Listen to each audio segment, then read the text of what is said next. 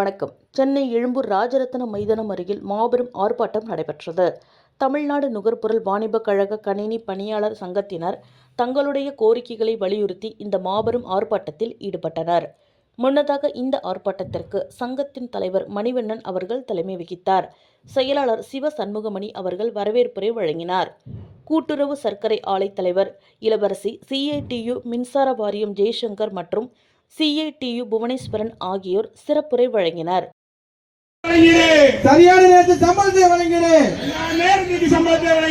வேண்டும் வேண்டும் வேண்டும் வேண்டும் பணி நிரந்தர வேண்டும். வஞ்சிக்காதே வஞ்சிக்காதே வஞ்சிக்காதே வஞ்சிக்காதே டிஎன்சிசி கணினி ஆபரேட்டர் வஞ்சிக்காதே. டிஎன்சிசி கணினி ஆபரேட்டர்களை வஞ்சிக்காதே. வழங்கிடு வழங்கிடு வழங்கிடு வழங்கிடு நேரடி ஊதியம் வழங்கிடு. நேரடி ஊதியம் வழங்கிடு.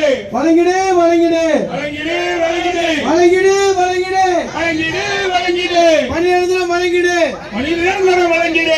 ஓய மாட்டோம் ஓய மாட்டோம் ஓய மாட்டோம் ஓய மாட்டோம் கோரிக்கை அடையும் வரை ஓய மாட்டோம்.